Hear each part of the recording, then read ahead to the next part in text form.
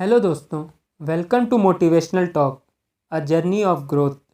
दोस्तों, आज हम लोग इस वीडियो में अंकुर वारिको सर द्वारा लिखी बुक डू एपिक शिट की समरी को देखेंगे। ये समरी वीडियो 2 पार्ट में होगी और आज हम लोग पार्ट 1 को देखेंगे।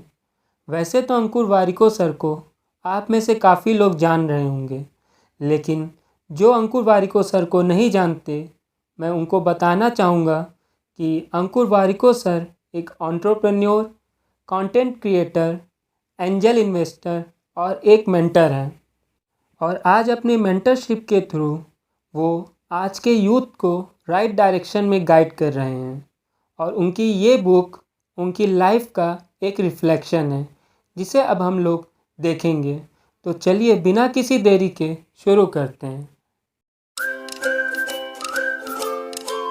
बुक की शुरुआत होती है और अंकुर वारिको सर कहते हैं कि उन सारी असफलताओं और अवरोधों को जो जीवन में मेरे सामने आए, हम शायद ही कभी उन्हें अपने जीवन में चाहते हैं, लेकिन मनन करने पर मुझे एहसास होता है कि उन्हीं की बदौलत मैं आज यहाँ हूँ।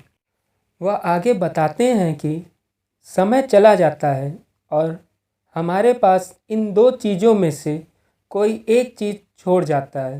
पहला है अफसोस और दूसरा है परिणाम यानी रिज़ल्ट। अगर आप किसी काम को शुरू करना चाहते हैं लेकिन हमेशा उस काम को टालते रहते हैं, तो कुछ समय बाद आपको यह अफसोस होता है कि क्या पता अगर मैंने उस काम को शुरू कर दिया होता तो शायद आज मेरा यह काम पूरा हो गया होता। और दूसरा परिणाम यानी रिज़ल्ट अगर पॉजिटिव है तो ये खुशी की बात है, लेकिन अगर रिज़ल्ट निगेटिव भी है तो एटलीस्ट आपके मन में संतुष्टि रहती है कि मैंने ट्राई किया और कुछ नया सीखा। वे आगे बताते हैं कि हम अपनी समस्याओं के बारे में जिस तरह सोचते हैं, संसार भी उनके बारे में उसी तरह सोचेगा। अगर हम अपनी समस्याओं को बढ़ा चढ़ाकर बताते हैं तो संसार भी यही करेगा। और अगर हम अपनी समस्याओं के बावजूद खुश रहते हैं तो संसार ज़्यादा खुश होने में हमारी मदद करेगा। इसलिए जब हमारा खुद पर नियंत्रण होता है तो हमारी समस्याएं कभी हमें नियंत्रित नहीं कर सकती। फिर वे आगे कहते हैं कि लाइफ में सक्सेसफुल होने के लिए कंटिन्यूअस एफर्ट यानी लगातार कोशिश करते रहिए। क्यों? हम जो काम करते हैं हम उसी से जाने जाते हैं। दरअसल हमारे कार्य ही हमारे भाग्य को तय करते हैं। भाग्य दरअसल खुशकिस्मती नहीं है। भाग्य तो अंततः आपकी कड़ी मेहनत का परिणाम होता है।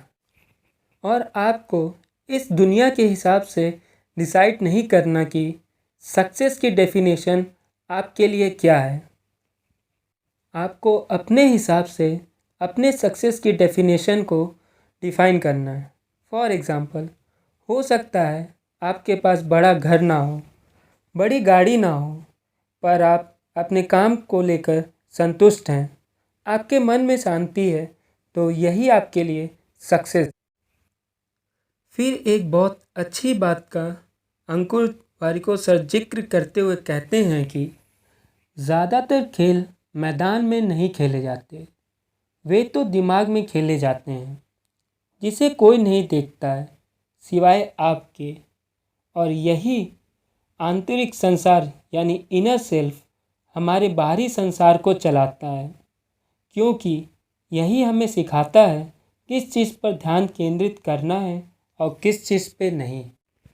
वे आगे कहते हैं कि अगर आप सफल हो जाते हैं तो लोग केवल आपकी सफलता को देखते हैं। अगर आप असफल हो जाते हैं तो वे केवल आपकी असफलता को देखते हैं। वे यात्रा को नहीं देखते हैं, सिर्फ आप देखते हैं। इस यात्रा में आप अपना जीवन जीते हैं। उस एक बड़ी सफलता के पहले की बहुत सारी असफलताओं को कोई नहीं देखता है। कोई नहीं देख पाता है कि असफल होने के बावजूद आप अपनी आदतों और कमियों से कैसे उभरे, और वे इसलिए नहीं देख पाते क्योंकि उनका ध्यान तो अंतिम परिणाम पर यानी आपकी असफलता पर केंद्रित रहता है। आप सफलता और असफलता की प्रक्रिया के दौरान जो बनते हैं वही सबसे महत्वपूर्ण होता है। केवल आप ही देख सकते हैं। वैसे इससे कोई फर्क नहीं पड़ता क्योंकि यह आपका सच्चा जीवन है। सफलता या असफलता सिर्फ परिणाम है। आपने जो किया और आप जो बने वही सच्चे मायने में आपका जीवन था। सफलता और असफलता सिर्फ परिणाम थे। उस मंजिल पर पहुंचने के लिए आप जो दिल में रखते हैं वही निर्णायक होता है। दोस्तों, इसी के साथ चैप्टर 1 की समरी यहीं ख़त्म होती है। और इस चैप्टर 1 में हमने देखा कि सक्सेस का असली अर्थ क्या है। और आइए अब चलते हैं चैप्टर 2 की ओर। Chapter 2 habits. Ankur Warikoo sir पहली आदत जिसके बारे में वो बताते हैं वो यह है कि आपको अपने एक्सपीरियंसेस को शेयर करना चाहिए।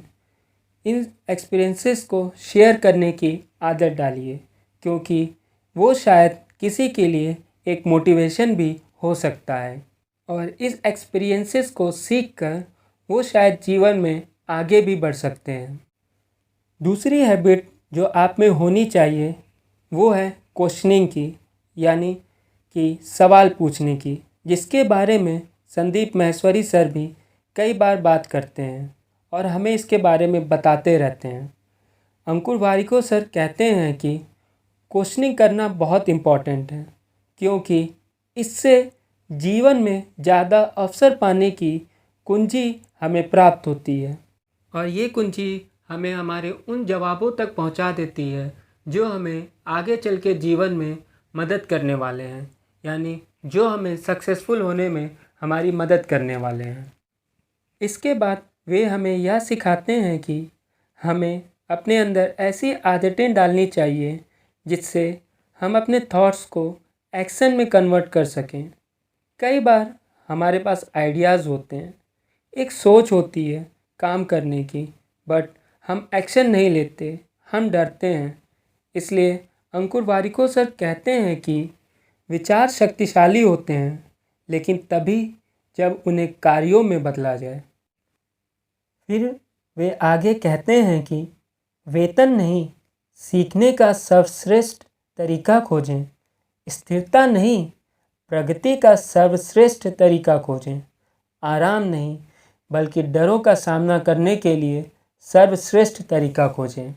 और इसके साथ ही कुछ और आदतों को जीवन में सम्मिलित करने के बारे में बताते हैं, जैसे पुस्तक को वहाँ रखें जहाँ यह आपको आसानी से दिखती रहे। अपने अलार्म में वह गाना लगा लें जो आपको प्रेरित तथा प्रोत्साहित करे। और इस चैप्टर के अंत में वह कहते हैं कि मानव मन प्रगति करते समय खुश और संतुष्ट महसूस करने के लिए बना है। अपने जीवन को ऐसे अंदाज में ढालें ताकि आप इस प्रगति को माप सकें, क्योंकि छोटे से छोटा सुधार भी समय के साथ परिणाम देगा। दोस्तों, इसी के साथ चैप्टर 2 की समरी यहीं ख़त्म होती है। और इस चैप्टर 2 में हमने देखा कि कैसे हमारी छोटी छोटी आदतें यानी हैबिट्स हमारे जीवन में बड़ा बदलाव ला सकती हैं और हमें सफलता दिला सकती हैं। तो चलिए दोस्तों, अब चलते हैं चैप्टर 3 की ओर। Chapter 3 awareness. अंकुर जी कहते हैं कि आपको अपने चॉइसेस के बारे में अवेयर रहना चाहिए। आपको अवेयर होना चाहिए अपने बारे में, क्योंकि जब आप कोई निर्णय लेते हैं तो आप या तो सफल होंगे या फिर नहीं होंगे। अगर आप सफल होते हैं तो आप जान जाएंगे कि जीवन कैसे काम करता है, और अगर आप सफल नहीं होंगे तो आप जीवन बदलने वाला सबक सीखेंगे।